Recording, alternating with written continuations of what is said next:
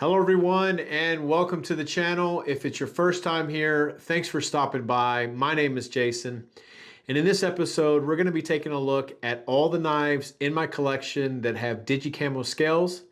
And we'll also look at the new storage solution that I have for my growing collection. Let's get into it.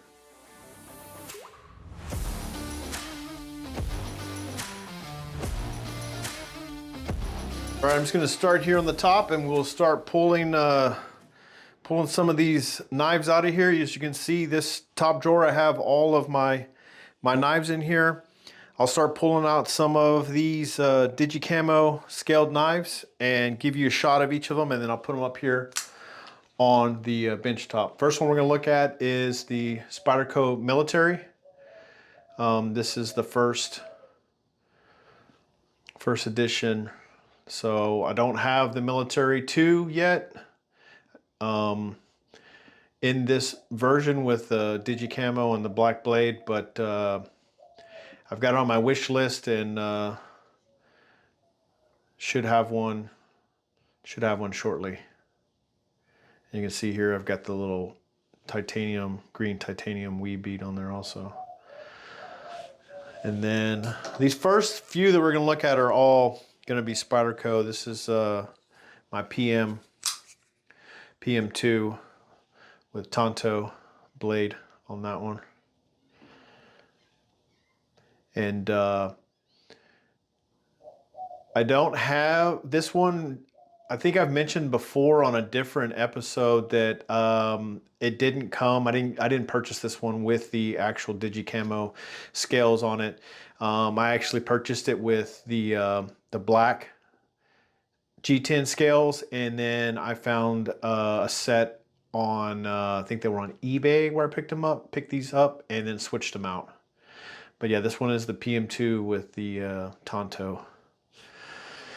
And then the next one I've got in my collection from Spyderco and the Military is the PM3, and that one is going to be this little guy right here.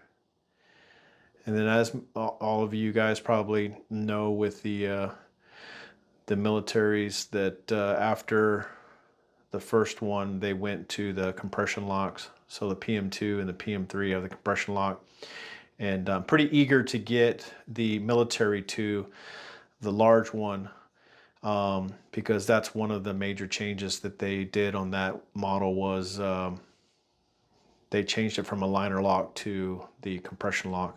And then they also changed, like on these, you can see that it has the four-way position for the pocket clip, whereas on the Military, it only gives you the one option, which is going to be right-hand carry, and it's going to be tipped down.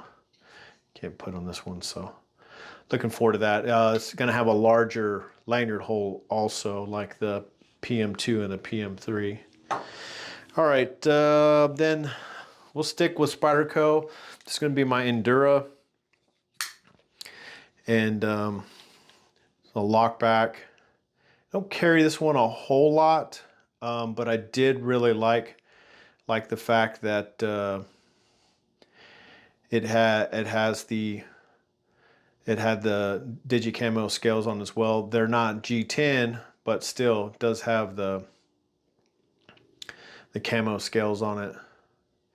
And I picked this up because my first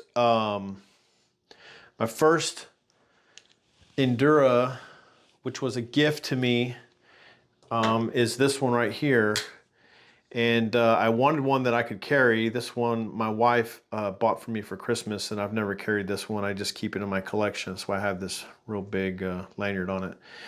But what I liked about this newer one that I got is that it had a full flat grind on it, so it's a lot slicier.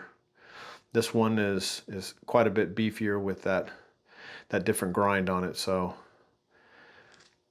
it's really good knife, large blade.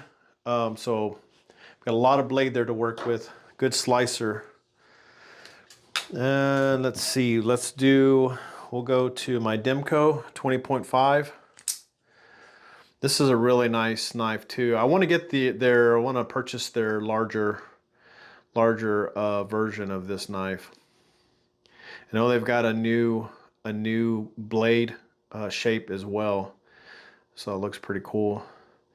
But this is a great knife, very thin knife in the pocket, doesn't take up a lot of room, and with that shark lock, it's just a really cool fidgety knife.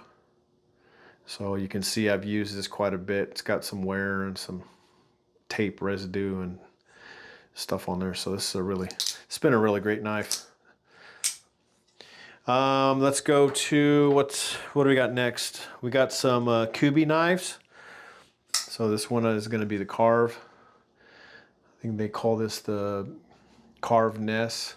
So I had it in regular green with the black blade because of all of the combinations of colors. I really like the green with the black blades. I wish this one had the black blade on it. I might actually switch these two and put this black blade on the Digi-Camo. I would really like that. I just haven't done it yet, so maybe I'll do that next. But this is a really great knife.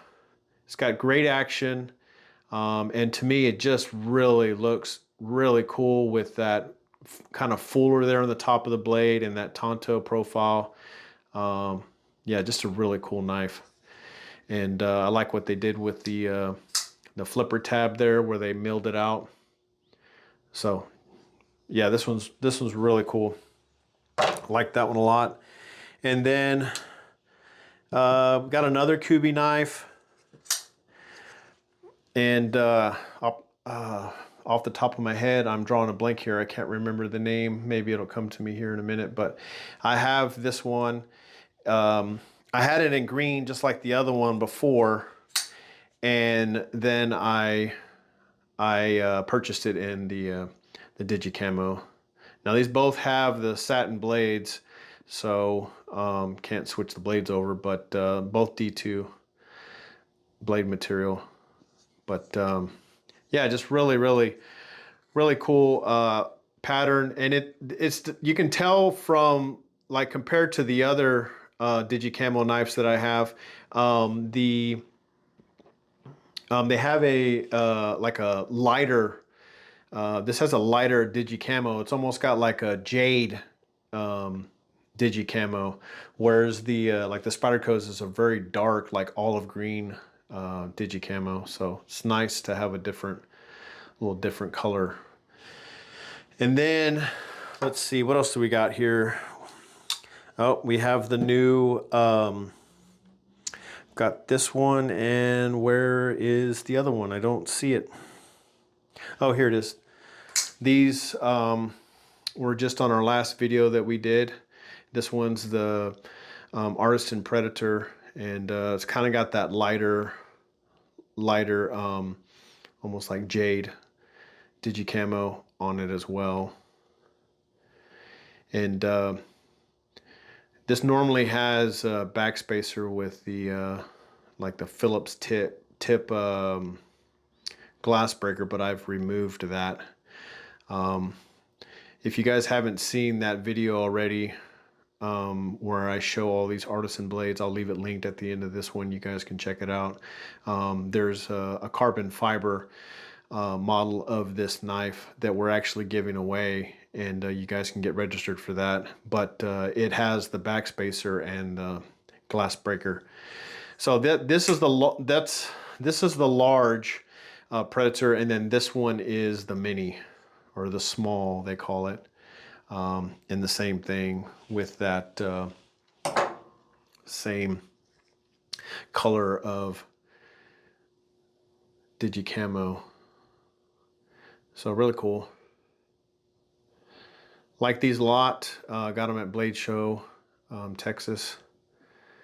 And they had them there, older models, and I just saw the scales and had to get them. The other thing that I got from there that wasn't a knife, and I'll briefly show you guys this one too, is this Balisong that is an auto trainer, and it's got a bottle opener in it right there. So that's fun. You can undo that, and then you've got a ballast song you can mess around with. So that's pretty cool. And is that it? That might be the last of the Digi-Camo that I have in my collection so far. Do have more green handled knives. You can see I've got this one that I just showed you. I've got another one here, this Gerber. Got this huge Artisan as well, and then this K-bar back here as well, and then a couple other ones here.